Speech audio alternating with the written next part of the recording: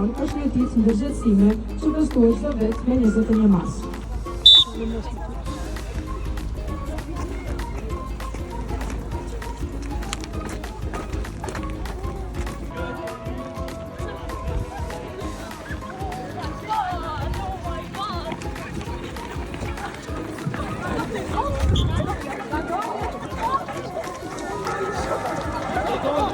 Pablo Pineda është një aktor dhe psikolog spanjoll, i cili është një ndër të parët me sindromin Down që ka fituar një diplomë universitare. Ai është i njohur për rolin e tij në filmin Gjot Ambian dhe ka kontribuar në fushën e psikologjisë për të promovuar të drejtat dhe mundësitë e individëve me sindromin Down.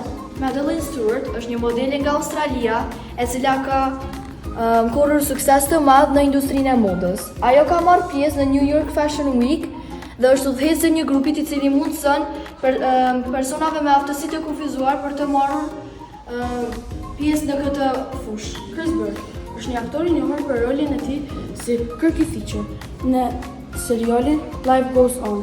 Isabela Springmull Tejada është një artiste dhe dizajnuese nga Guatemala e njohur për krijimin e veshjeve dhe produkteve të modës që reflektojnë përvojat dhe identitetin e saj si një person me sindromin Down. Ajo ka ndërtuar markën personale të modës duke krijuar dizajne të veçanta që ndërthurin elemente tradicionale dhe moderne të kulturës guatemaleze. Tezia Fali është një piktore shumë e njohur e cila realizoi pikturën e trumpetit, arushës shumë të njohur, që ja dhuroi princit dhe princeshës të Walesit. Michael Peyton is a famous entrepreneur who created a unique business, Cold Pit Wash Cakes, where he makes and sells washed black cakes. He started this initiative in 2018 after being inspired by the history of Welsh miners who often took Welsh cakes with them to the mines. Michael experimented creating black cake, and after it became very popular, he decided to open a full-fledged business.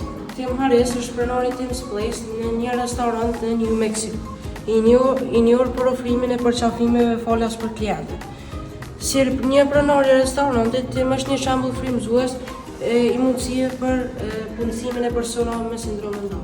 Angela Bachelor është gra e parë me sindromin Down që është zgjedhur si anëtare e Këshillit të Bashkësisë Valladolid në Spanjë.